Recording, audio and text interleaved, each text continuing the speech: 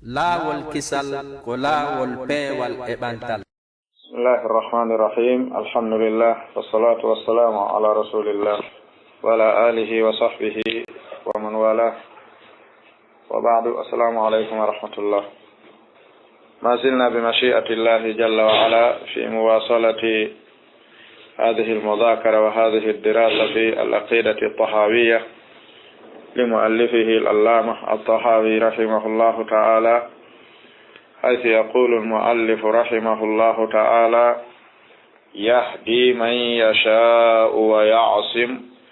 ويعافي فضلا ويضل من يشاء ويخذل ويبتلي عدلا. أن يتي الله تبارك وتعالى en juuɗanilaɗon sallllahu alayhi wa alihi wa sallam en serali bi mashiatillahi jalla wa ala hiɗen jokkito oɗo darse aqida altahawiya lil allama altahawi rahimahullahu ta'ala rahmatan wasi'a, nokku kaɓe woni feññinde aqidati ahli sunnati wal jamaa al gharra, finde ɓeɗo yimɓe sunna, yimɓe pottal, finde nde tawata ko finde laaɓude barkinde, nokku kaɓe maaki hino jeeya e finde nde tawata ahlu sunna wal jamaa hino ɓattoro joomi meɗen wondema yahdi man yasha'u, himo fewna kanko jalla wa ala ommo o haaji, wa ya'simu wa yu'afi fadlan, ommo o fewni ɗon, wa ya'simu himo reena e yanugol e ko mettatamo, wa yu'afi himo yaafo yanugol e ko mettatamo kala ommo o haaji fadlan ka ɓural makko. Ko ɗum noon tun o waɗiranta neɗɗo. sa yi jiyaɗo no aña bakkatu, so yii neɗɗo no yedda joomi men hara no mettamo, si o yani e bakkatu hara no mettamo, ko joomi men okkimo ngol ɗo giggol fadlan min faami, bimana yahdi man yasha'u wa ya'simu man yasha'u wa yu'afi man yasha'u fadlan, ko ɗum takdir kalama. himo fewna ommo o haaji fewnude, himo reena yanugol e bakkatu, himo yaafo pottina yanugol e bakkatu kala ommo o haaji o waɗana on ɗon ɗum fadlan ka ɓural makko. wa yudillu man yasha'u wa yakhdilu wa yabtali adlan. wa yudillu himo majjina kadi man yasha'u ommo o haaji majjinde, wa yakhdilu himo jaasina accida e hoore muɗum, wa yabtali himo jarribo kala ommo o haaji o waɗa ɗum adlan ka nunɗal makko, ɗum ɗon wona fadla, ɗum ɗon ko adlan ka nunɗal makko. ko honɗum ɗo woniri adlan, ko ɓe addiri ngol ɗo konngol, ma anditoɗen ngol moƴƴa, ko raddan alal qadariya wal jabriya. yahdi man yasha'u wa ya'simu wa yu'afi fadlan wa yudillu man yasha'u wa yakhdhilu wa yabtali adlan,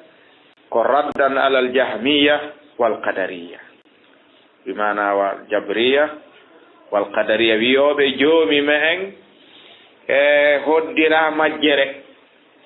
majjuɗo o kañum andi ko majjini ɗum. wiyoɓe wondema Allahu tabaraka wa ta'ala fewnata, bimana neɗɗo on hol, bimana accata o majja, majjuɗo o ko kañum majjani hoore mum, ko ɗum ɓe woni ruttude. e wiyoɓe kadi yimɓe ɓen fof ko joomi men majjini ɓe, hay goto ala feere e majjere, o yiɗi wo o faala o añi o ko majjowo, ɓay joomi men hoddiri ko majjowo, o wakkili o wakkilaki o ko majjowo. ko ɗum ɗo allama abou ishaq al isfirayini ruttirno abdoul jabbar il hamadani, nde o wi'uno si a wi'i ko joomi men hoddiri majjere e dow yimɓe ɓen, ko kanko fewnata kanko majjinta, si o hoddiri majjere nden e dow jiyaɗo on jiyaɗo on majji haray si joomi men lettoyimo fi konko o majji ɗon haray joomi men nunɗi ka o tooñi. allama abou ishaq al isfirayini ɓe maaki si tawi joomi men ko ɗali jiyaɗo muɗum on kon koko jiyaɗo on jeyi haray joomi men tooñimo. kono si tawi ko joomi men ɗali jiyaɗo on kon koko o jeyi neɗɗo ɗalata ko jeyi wi'e o boni kemo jonnali o ɓayna kanko jeyi ko sa jatti neɗɗo ko jeyi wi'e a boni ke makko ko wiyete alhidaya ko joomi men jeyi ɗum yahdi man yasa'u kanko jeyi ko ɗum si ɓe addi ɗo fadlan kullu man tahassala ala alhidaya innama bi fadlillahi ta'ala. kala hewtuɗo jaɓi peewal yiɗi peewal weltori peewal dogani peewal ɗum ko fadlun min allah dhalika fadlullahi yutihi man yasha. kala mo tawata weltindike peewal yani e majjere ɗum kadi koye hoddirango joomi meɗen adlan ka nunɗal makko. sina ɗum en wi'ay yanay ka laamu makko ko anda fi mu'um haray ko doguɗen kon ɓuri fandude ko yanuɗen e muɗum kon. ko ɗum si ɓe gaynitori ɓe maaki wa kulluhum yataqallabuna fi mashi'atihi bayna fadlihi wa adlihi. ayi ɓe foppu maɓɓe jiyaɓe ɓen fewuɓe majjuɓe janguɓe ɓe janga anduɓe ɓe anda marɓe wasuɓe fof yataqallabuna hiɓe waylitade fi mashi'atihi e nder haajango joomi meɗen bayna fadlihi hakkunde ɓural makko ngal o okkata jiyaɓe makko wa adlihi e nunɗal makko ngal o ñawata e dow jiyaɓe makko. wa huwa muta'alin anil abdadi wal andad. joomi men wa huwa muta'alin ko towɗo pottiti anil abdadi ga e kala ko wiyete liddu kala ko dartoto pooɗodira e makko himo laaɓi ɗum ala mo pooɗodirta wal andad o ala honojo mo eɓɓinirte lidd ko wono ɓe lamɓe wona yaltinirede ni fi yaltugol pottinede. neɗɗo laami keɗo seeɗa ɓe ndaara ɗo ɗiɗo tato ɓenna yalte ndaaron no ittiron o jooni wiyete abbat. gooto si gaynaali ɓenna waɗe on tato hawton on nayo hawton on jowo hawton on sappo hawte yo iwtum ɓen ɗon ɓe foppu makko koɓe lidduhu ko ɗum wiyete al abbat. joomi men noon kanko ko muta'alin anil abbat ko towɗo pottiti kala dartotoɗo kala liddu ala wawɗo dartade inna ittaymo ka won ko pottitiɗo kadi wad al andad woni hawtinirteɓe eɓɓinirteɓe o ala mo eɓɓinirteɓe. kanko jalla wa ala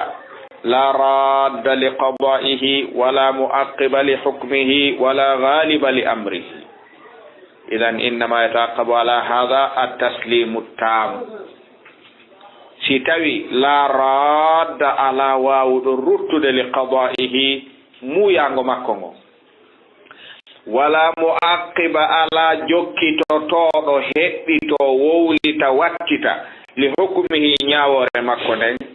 wala ghaliba ala wawuɗo folude li amrihi fiyake makko on haray hikkataɗo siwana wakkilagol jebbilano hoddirango makko. ɗiɗo fof hay goto wawataɗi waɗude. jomin wi wala mu'aqqiba li hukmihi wa huwa sari'ul hisab. ko wiyete ta'aqqubul hukmi ko goɗɗo bonna ɗo joni goɗɗum wara o ñaawe ɗo ha gasa ɓenna ɗo ñawore nde menen no mankani men feƴƴine men yeeso si yahama yeeso ton inne menen ko ni o ñaawiri men ɓenna ɗon ɗon nano ñaawirte few ɗum ɗon ala few ɗum ɗon itte ɓe ñaawite ñaawore wonde go ko ɗum wiyete at-ta'aqqubu alal hukm. jomen ala waɗanomo ɗum o ñaawata ha o gayna goɗɗo go ara wattito ɗon goɗɗum ko o wattiti kon wona nde tawno kataba ala khalqihi almarada walmawta ko mboni jokkitade fi ɗum si jomumen fawi nawnare e dow jiyaɗo makko on ko honnun jiyaɓe ɓen wawi ɓuri ɗaɓɓugol sabuji ɗin haasi newi ke mati newaki ɓe jebbiloɓe fou ko hombo joomi men ɗettitata ɗo e jiyaɓe makko ɓen goɗɗo daroɗo wiya ko waɗi kon nano mi artiraymo habbela mi addoyamo joni o addoyamo hombo wawi ɗo kono hikkata baɗa hukmillahi taala ko taslim ko ɗum si goɗɗo feƴƴini ɓenne muñe ɓenna muññama ɓayri ko sa muññake on wawɗa muñño kasi ko muññake idan joomi me en ko o ñaawi kon ala ruttowo ɗum ko o ñaawi kon ala dartitowo ɗum ko o muuyi kon o eɓɓi kon ala waawɗo foolude ɗum ronka laataade kanko jalla fi wula ɓe maaki ko haanani en hakkunde men e makko ko amanna bidalika kullihi wa ayqanna anna kullan min indihi koyen gonɗin wondema bidalika ɗum ɗon kullihi en gondini ɗum ɗon fof ala wawɗo jokkitude ɗiɗo piiji wa ayqanna en jaɓi kadi wondema anna kullan min indihi foppo kaka makko iwri qada'an kawniyan moƴƴere nden iwri ka makko qada'an shar'iyan bone on iwri ka makko qada'an kawniyan qul kullun min indillahi فوق كما يقول هو الذي قضى وقدر الخير والشر بل نلادون عليه الصلاة والسلام بماكي إن من أركان الإيمان أن تؤمن بالله وملائكته وكتبه ورسله واليوم الآخر وتؤمن بالقدر خيره وشره بمعنى تؤمن أن كلا من عند الله jawa fof kaka makko iwri qada'an kawniyan boneji ɗi qada'an shar'iyan moƴƴereji ɗi kono fof ko min indillahi huwa alladi qadahu wa qaddarahu jaɓen kadi wondema wa anna muhammadan abduhu lmustafa wa nabiyuhu lmujtaba wa rasuluhu lmurtada ɗum ɗo ma jaɓen ɗum nelaɗon alayhi salatu wassalam kamɓe woni jaɓen wa anna muhammadan woni abduhu jiyaɗo joomi men almustafa suɓa wa nabiyuhu e annabajo joomi meɗen almujtaba suɓaɗo wa rasuluhu e nelaɗo joomi meɗen almurtada welaɗo jaɓen wondema ko nelaɗo woni wa rasuluhu kanko ni nelaɗo on woni rasulu rabbil alamina almurtada ɗum noto kamɓe woni wa rasuluhu almurtada ɗiɗo tati kamɓe woni almujtaba accu kamɓe woni almurtada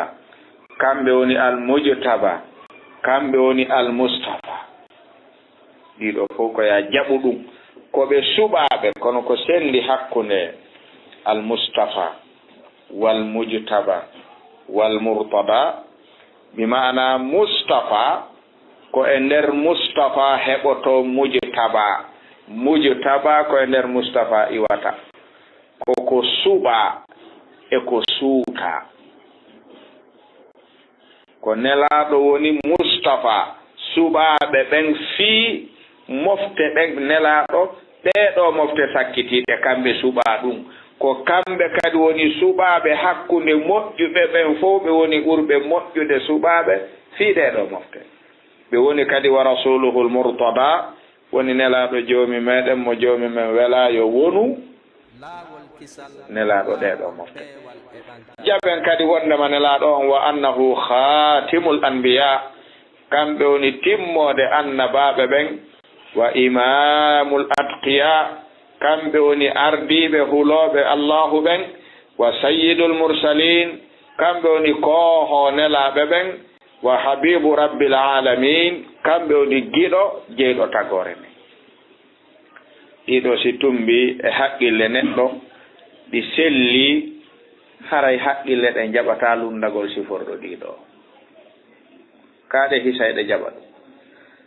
ɗe jaɓata wondema ko nelaɗo ni khatamul anbiya kamɓe on timmode annabi goɗɗo goo habbaka kamɓe on imamul atqiya huloɓe joomi meɗen ɓen fof kamɓe ardi wa sayyidul mursalin kamɓe woni koho kala nelaɗo wa habibu rabbil alamin kamɓe woni giɗo tajjon tagore ndek oɗo nelama e maɗa lundoɗa wondude andugol ɗiɗo jaɓatake haqqille ɗen jaɓata ɗum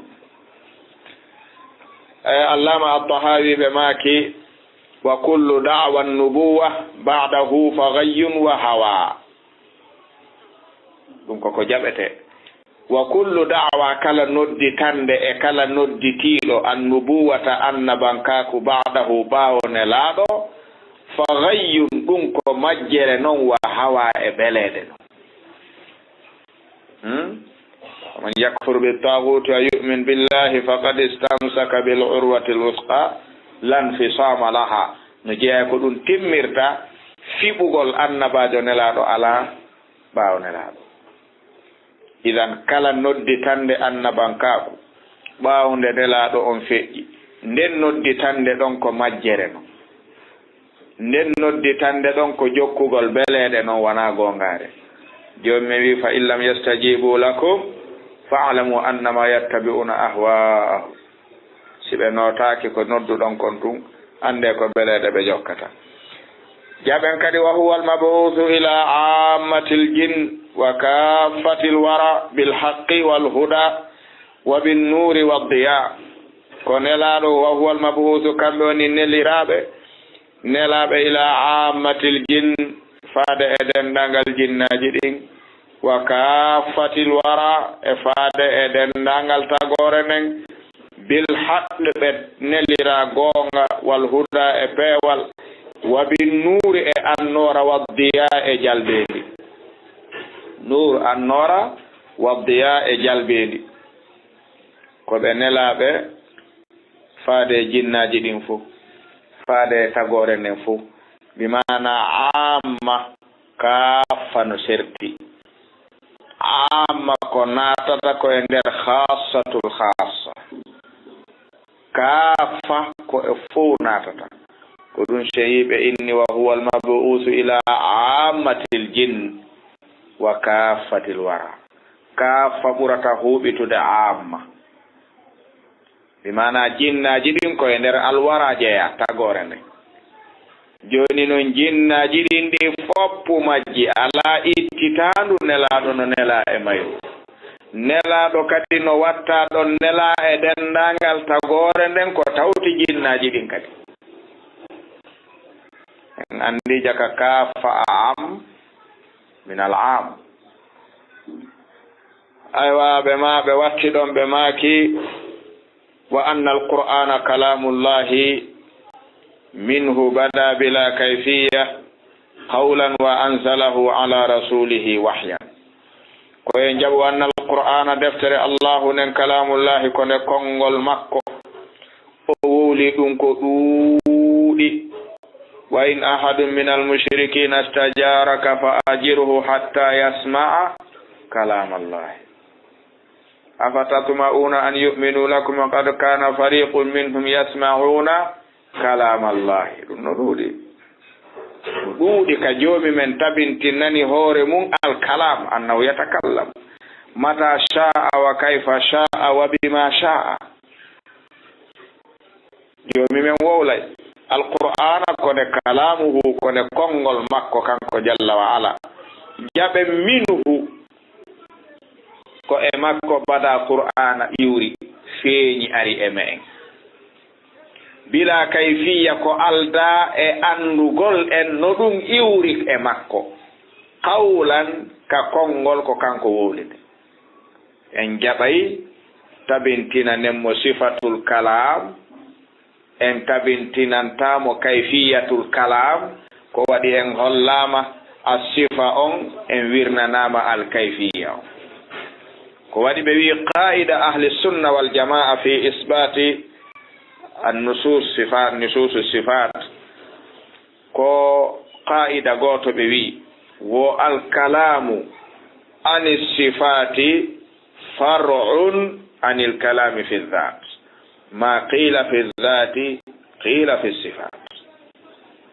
wowlugol en e sifaji joomi meɗen ɗin ko salndu iwrudu e wowlugol en e joomi men tigiri en wi ay joomi men hino woodaɗen gonɗini ɗum ko honno o wayi en ganda ɗum